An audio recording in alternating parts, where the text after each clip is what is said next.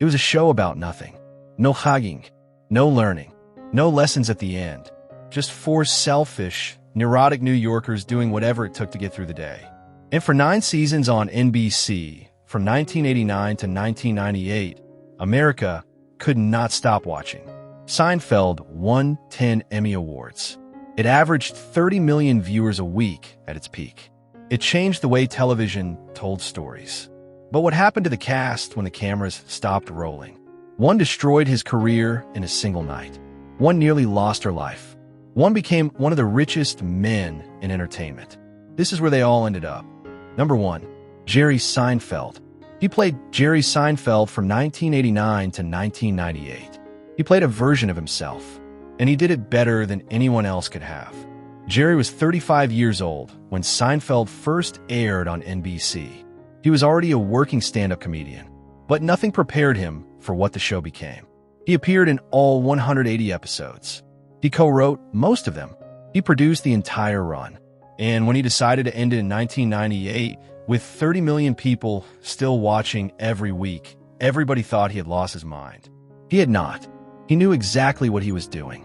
After Seinfeld, Jerry went straight back to stand-up. No sitcom, no dramatic pivot, just clubs, specials, and the road. He created comedians in cars getting coffee. He produced the Netflix animated film B-movie.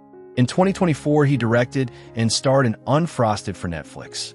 In 2026, Jerry is 71 years old, still married to Jessica Seinfeld, 3 kids, still performing live. His net worth is estimated at over $1 billion, mostly from Seinfeld syndication. He ended the show at the top, and he has never once looked back. Number 2, Julia Louis-Dreyfus. She played Elaine Benes from 1989 to 1998. She was the only main cast member not in the pilot. They added her after the first episode. That would be the last time anyone overlooked Julia Louis-Dreyfus. Born January 13th, 1961, in New York City. Daughter of a billionaire. Trained at Northwestern University. 3 years on Saturday Night Live before Seinfeld found her. She appeared in 169 episodes. Won 1 Emmy for Elaine. Then built a second career so extraordinary it made the first one look like a warm-up. After Seinfeld, she starred in Veep on HBO from 2012 to 2019. She won 6 consecutive Emmy Awards for the same role. A record. Nobody in television history had ever done that before. Then came a phone call. The morning after her 6th Emmy win in September 2017, her doctor called to tell her she had breast cancer. She announced it publicly. She fought it. In 2018, she was declared cancer-free. In 2026, Julia is 65 years old. 11 Emmy Awards total. Still acting. Still the most decorated comedic actress in television history. Elaine Benes was a supporting character. Julia Louis-Dreyfus became the main event. All researched. Here are segments 3 and 4. Both under 150 words, punchy and powerful. Number 3, Jason Alexander. He played George Costanza from 1989 to 1998. He was 30 years old when the show began. Born J. Scott Greenspan in Newark, New Jersey. He changed his name before Hollywood could mispronounce it. A professor at Boston University once told him he would never play Hamlet because of his build, so he became a comedian instead. Best decision anyone ever made for him. He appeared in 169 episodes. Received 7 consecutive Emmy nominations for George Costanza. 1-0. That still feels like a crime. After Seinfeld, he returned to his first love, the stage. He won a Tony Award. He directed. He taught acting masterclasses. He guest starred on The Marvelous Mrs. Maisel and Curb Your Enthusiasm. He has been married to Dina Title since 1982. 2 sons. Still performing. Still directing. In 2026, Jason is 66 years old. George Costanza always lost. Jason Alexander never stopped winning. Number 4, Michael Richards. He played Cosmo Kramer from 1989 to 1998. Nobody entered a room like Kramer. And nobody left Hollywood quite like Michael Richards did either. Born July 24th, 1949, in Culver City, California. 3 Emmy Awards for Kramer. one of the most physically gifted comedic performers in television history. Then came November 17th, 2006, a comedy club in Hollywood. A heckler in a racist tirade that was filmed, went viral, and ended his career in a single night. Richards disappeared. 17 years. No TV, no films, no public appearances. In 2024, he published a memoir called Entrances and Exits. He revealed he had also survived prostate cancer in 2018. He returned to the stage in September 2025 for a live tour, his first performance in nearly 20 years. In 2026, Michael Richards is 76 years old. Kramer always bursts back through that door. Michael Richards is trying to do the same. Number 5. Larry David.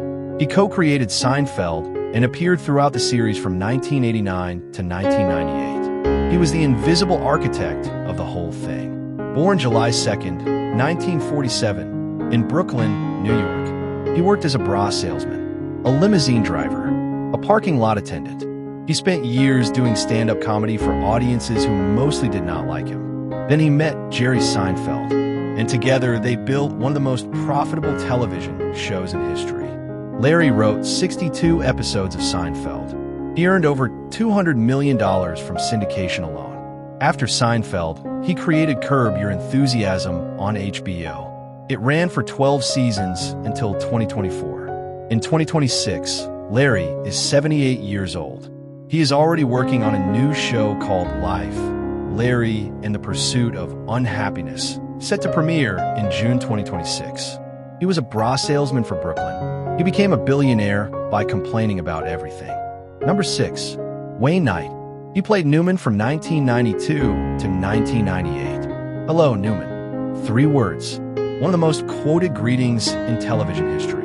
Born August 7th, 1955, in New York City. Raised in Cartersville, Georgia, he dropped out of the University of Georgia to pursue acting. It took him until 2008 to finally finish his degree.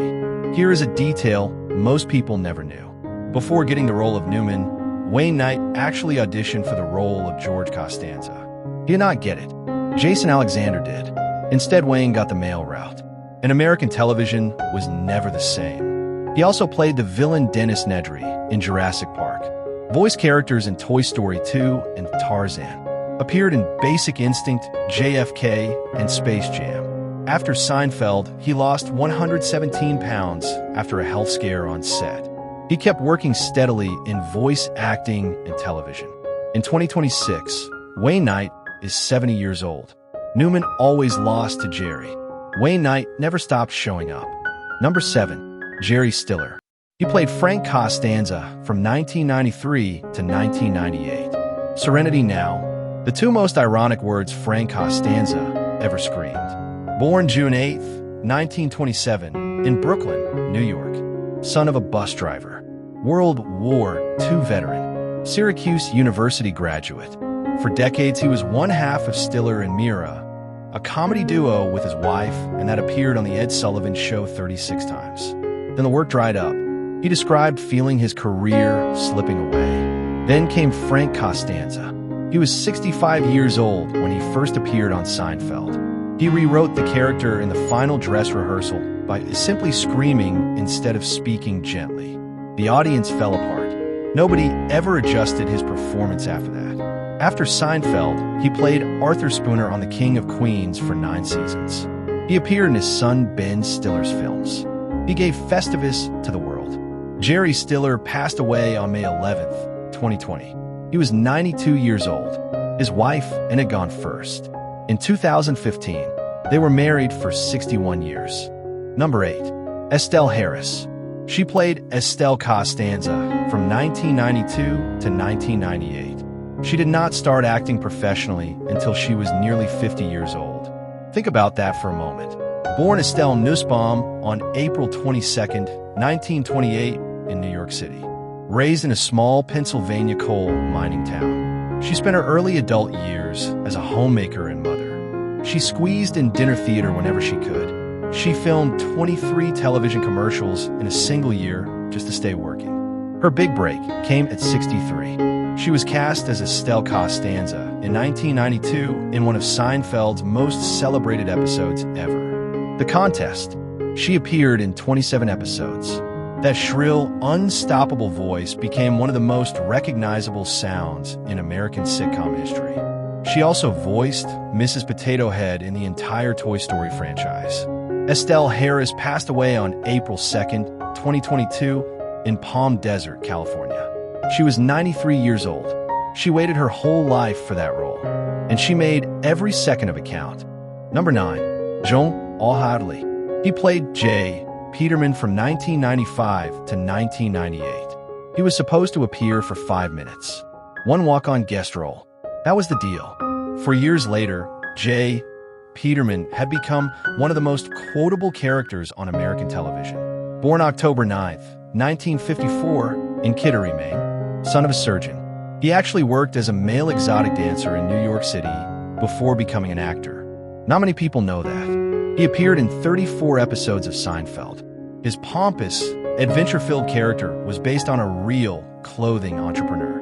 And after the show ended, O'Hurley liked the character so much he became an actual business partner and co-owner of the Real J. Peterman Company. Life imitating art in the most spectacular way possible. He hosted Family Feud from 2006 to 2010. He starred in Chicago on Broadway. He hosts the National Dog Show every Thanksgiving. In 2026, John O'Hurley is 71 years old. Still elegant. Still larger than life. Jay Peterman was fictional. John O'Hurley made him completely real. Number 10. Patrick Warburton. He played David Putty from 1995 to 1998. Yeah, that's right. 3 words. Flat delivery. Zero emotion. Maximum comedy. David Putty was the dumbest lovable man on television in the 90s. And Patrick Warburton played him so perfectly that the character became a cultural landmark. Born November 14th, 1964, in Paterson, New Jersey. Raised in Huntington Beach, California. He studied marine biology in college before dropping out to pursue acting. He appeared in 10 episodes of Seinfeld. That is it, 10 episodes. And yet Putty is one of the most quoted characters in the entire run. After Seinfeld, Warburton starred in The Tick, Rules of Engagement, and a series of unfortunate events on Netflix. He voices Joe Swanson on Family Guy. He voices Kronk in The Emperor's New Groove. That deep, booming voice has been working nonstop for 30 years. He married Kathy Jennings in 1991. 4 children, still going strong.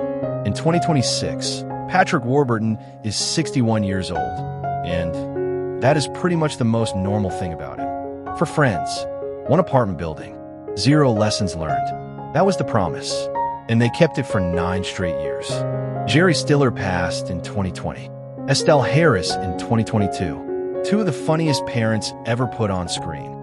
Gone too soon for a show that gave them their greatest roles far too late in life. But the rest of the cast is still out there. Still working. Still occasionally being stopped on the street and asked to say the line one more time. Because that is what great television does. It does not just entertain you. It moves into your memory and stays there permanently, like a neighbor who never leaves. This was never just a show about nothing. It was a show about all of us. Subscribe so you never miss one of these. And leave the name of your favorite sitcom in the comments below. The next video might just be about the people you grew up watching.